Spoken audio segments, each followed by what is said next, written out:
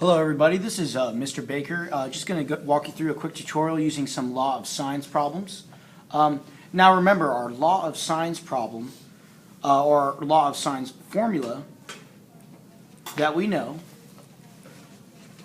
was that the sine of angle A over side A is equal to the sine of angle B over side B, which is equal to the sine of angle C over side C. Now the other way to write this was that A over the sine of angle A is equal to B over the sine of angle B, which is equal to the C over the sine of angle C. It does not matter which way you write it, as long as you are consistent. If you put the sines of the angles in the bottom, then they must stay in the bottom. If you put the sines of the angles in the top, then put them in the top. Also recall, there are two cases that you are allowed to use this for: angle, angle, side, and angle, side, angle. Remember, these are from triangles that look like the following. For angle, angle, side, you are given one side and two angles that are not included in that triangle. For angle, side, angle, you are given one side and two angles that are directly around that side. So the side is included or between those two angles. So let's work out an example. Let's just say I have triangle DEF. Right? Now, in triangle DEF, I'm going to tell you that this angle is 59 degrees. This angle is 37 degrees.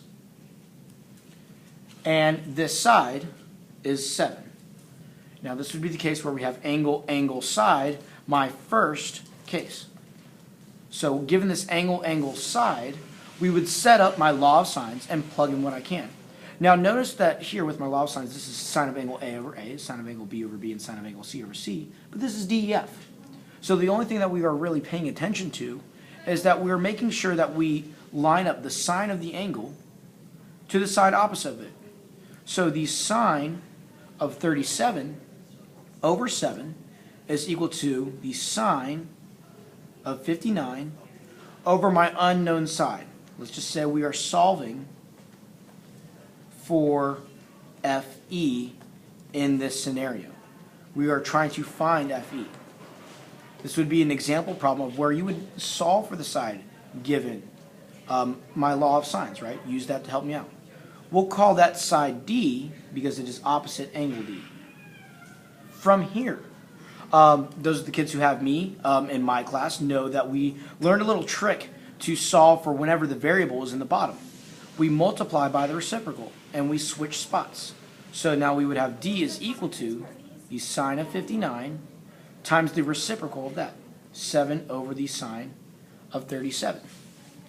When you plug that in, you should get that this is equal to 9.970. I always round to 3 digits, but you guys can round to something other than that. Depending on what Mr. Ruggiero and any of the other teachers say, in my class, you know that I like 3 digits, so make sure that you include 3 digits. Now, let's do another example. Now let's work for the case of finding an angle given a triangle. So, here's a triangle. We have that this is 10, this is 7, and this is 59 degrees.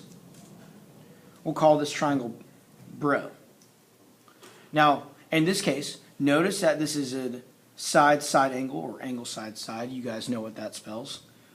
Meaning that it's normally not the case for the triangle of something that I can really use law of sines for.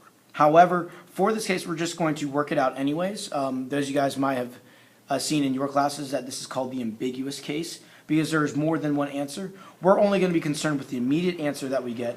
In a later class, you will find other cases where you may have to do some more stuff. You will learn about that more next year in Common Core 3, though. So, for this example, what we're going to do is take the sine of the angle, 59 degrees, over the side opposite of it, 10. And we are going to set that to the sine of my unknown angle, angle O, over the side opposite of it, 7. Multiply both sides by 7. This becomes 7 times the sine of 59 degrees over 10 is equal to the sine of angle O. From here, take the inverse sine. Inverse sine of both sides cancels those guys, and I'm left with the measure of angle O is equal to the inverse sine of 7 sine of 59 degrees over 10. When you guys plug this in your calculator, you're going to get something very close to 37 degrees. Again, this is a very similar problem to the one that we did up here before. The only thing that changed is instead of 9.970, we use 10. So this will be slightly different. Hope that's been a help to you guys, and good luck with your homework.